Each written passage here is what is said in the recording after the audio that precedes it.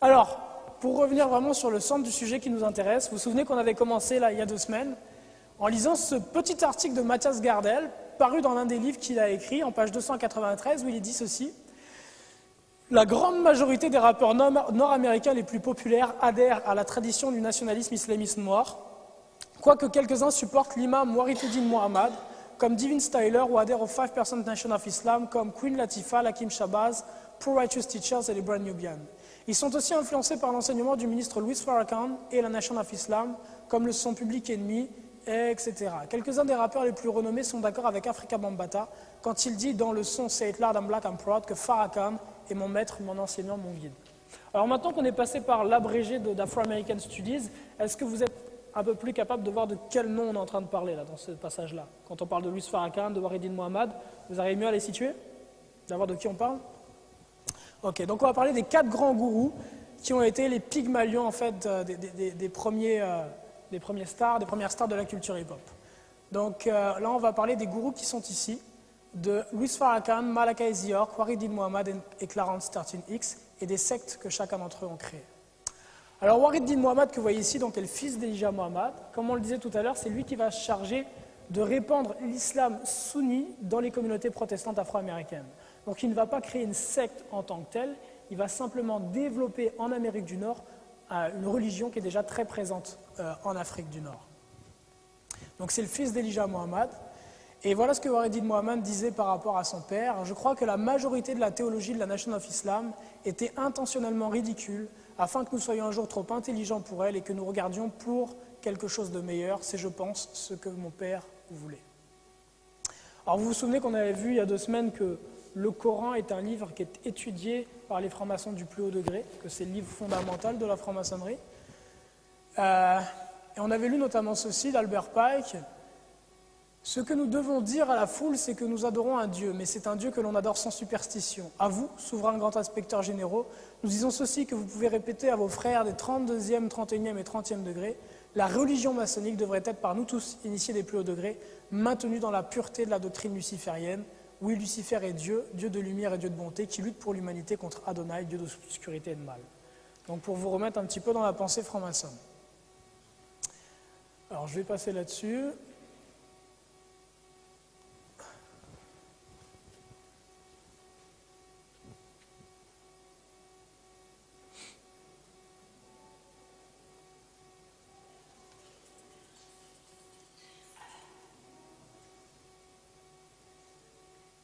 Okay.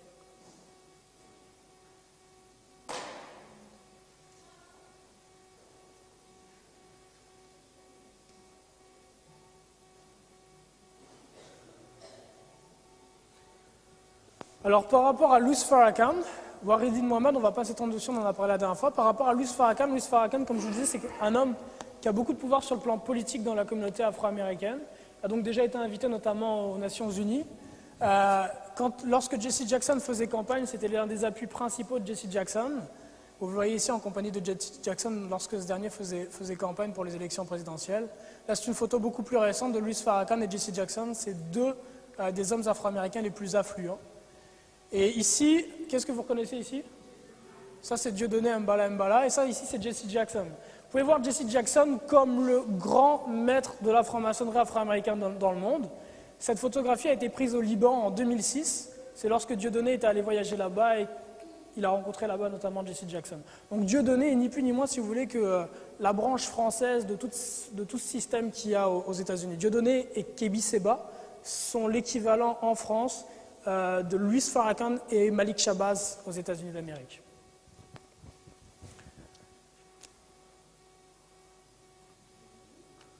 Alors, parlons maintenant de... Oui, Desmond Tutu, c'était... Ouais. Alors, parlons maintenant de Clarence 13X. Clarence 13X est le père fondateur et lui qui a formé une secte qui s'appelle les 5%ers. Voilà ce qu'on peut lire à son propos. La nation des 5%, donc 5%ers, a été fondée par Clarence 13X, qui a joint le temple numéro 7 à Harlem dans le début des années 1950, alors dirigé par Malcolm X, et est devenu lieutenant des Fruit of Islam, la sécurité de la Nation of Islam et un ministre étudiant. Donc pour être lieutenant dans les Fruit of Islam, on avait vu ça il y a 2 semaines, il faut être Black Shriner, donc franc-maçon du 32e degré. Clarence 13X en fait va quitter la Nation of Islam, il va amener dans la rue les enseignements de la Nation of Islam.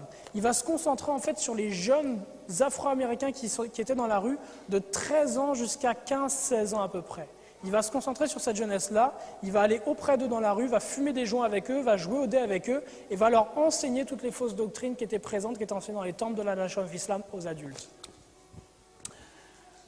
Alors, ça c'est le logo des Five Percenters, qui est aussi appelé The Nation of Gods and Earth, la nation des dieux et des terres. Donc dans l'enseignement des Five Percenters, l'homme noir est considéré comme un dieu et la femme noire est considérée comme la déesse Gaïa, si vous voulez, comme la déesse terre. Okay. Alors, les Five Percenters décomposent la société afro-américaine comme suit. Tout en haut, vous avez les 5% des disciples de Father Allah. Father Allah, donc Père Allah, c'est Clarence 13X, qui se faisait appeler ainsi. Vous avez les 10% qui gouvernent par la corruption, les 85%, donc ils vont mettre dedans par exemple Barack Obama. Et puis vous avez les 80%, les 85%, la masse qui ignore la divinité de l'individu. Donc ça c'est nous qui mettons dedans, si vous voulez. Okay. Donc les Five Percenters considèrent que l'homme noir est Dieu, qu'il est le Dieu.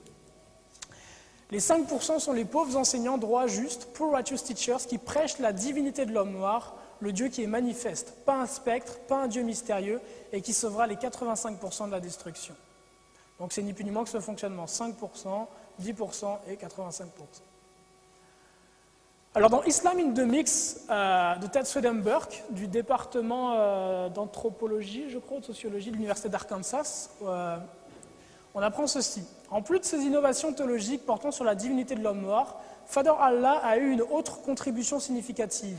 Il porta les doctrines de Master Farad et d'Elijah Mohammed dans la rue. En particulier, il a répandu les enseignements secrets de ces derniers, connus comme les Lost Found Muslim Lessons, qui sont arrangés sous un format question-réponse et semblent avoir pour modèle le catéchisme des maçons. Father Allah concentrait ses efforts de recrutement sur les jeunes de Harlem. Alors pourquoi les jeunes? Parce que lorsqu'on détient la jeunesse, c'est l'avenir qu'on détient. Vous vous souvenez de ce que disait Aleister Crowley? Laissez-moi séduire les jeunes gens et les anciens chancelleront dans leur tombe. Alors ces jeunes gens deviendront des hommes et seront les prémices de la création de nouveaux cieux et d'une terre nouvelle.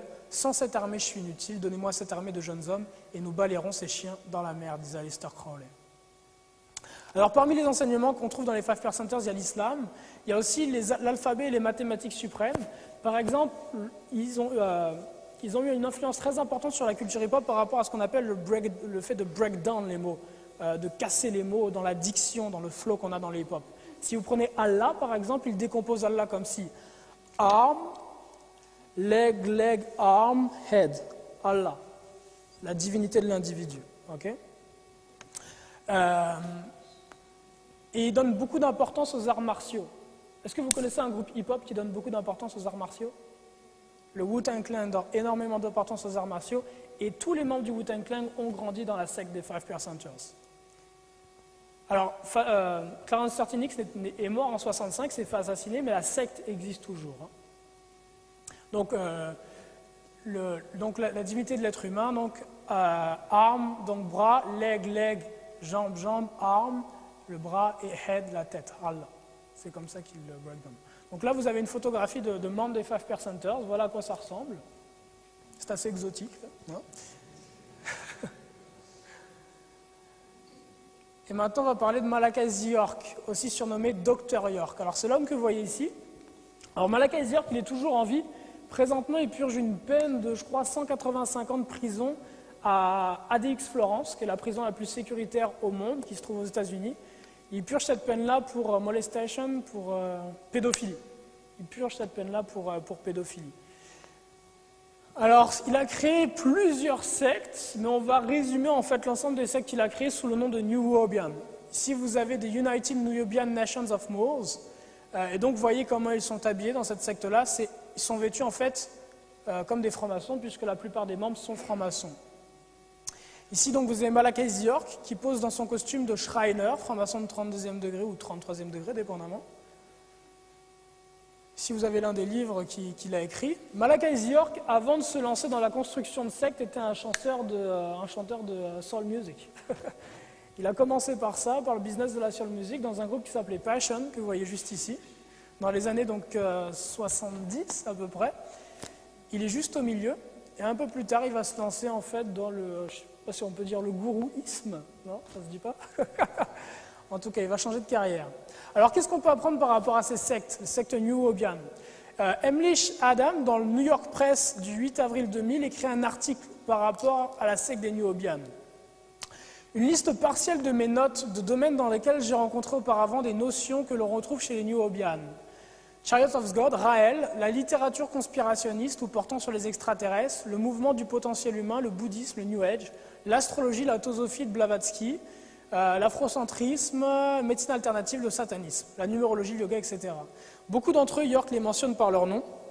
Il y a aussi de longs discours sur la Torah, les évangiles et le Coran, comme dans le rastafarianisme, la Nation of Islam et la 5% Nation.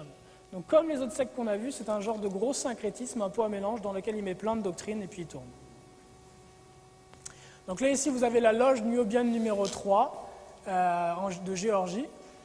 Ici, vous avez les épouses des membres de cette loge-là, qui sont déguisées en égyptiennes.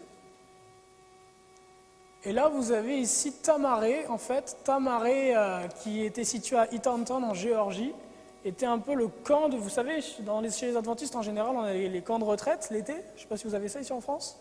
Ouais. Ok. Bah oui, ils ont la même chose. En fait, ils avaient comme un camp dans lequel ils se sont fait des pyramides, un peu comme vous voulez voir, ça ressemble un peu à un parc d'attractions, dans lequel ils s'étaient fait des pyramides et des temples pour adorer. Et puis donc, ils quittaient New York pour aller là de temps en temps adorer leur divinité. Alors, ça ressemble depuis 2004, ça a été perquisitionné par l'État et détruit. Et là, vous avez une petite vidéo pour voir à quoi ça ressemble.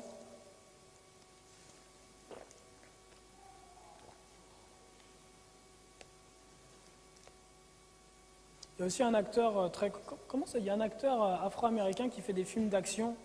Je crois qu'il a fait l'honneur de la guerre ou quelque chose comme ça, non, c'est pas ça. Donnez-moi un nom d'un acteur afro-américain de film d'action. Non, pas lui. Wesley Snipes. Wesley Snipes qui avait un camp d'entraînement pour ces hommes juste à côté en fait du camp de Tamaré. Alors ici, l'homme que vous voyez juste ici, c'est le fils de Malachi York, c'est Jacob York. Et juste à côté, est-ce que vous reconnaissez le personnage? C'est Jermaine Dupri qui est juste à côté. Donc ça, c'est le fils de Malachi York, Jacob York, et ça, c'est Jermaine Dupri, donc un grand du monde du hip-hop. Donc là, on a vu les 4 grands gourous francs-maçons que je souhaitais vous présenter, avec leur origine, leur background. Et maintenant, on va aller voir quels ont été les membres de la communauté hip-hop qui ont évolué dans chacune de ces secteurs-là. Donc, gourou et disciple.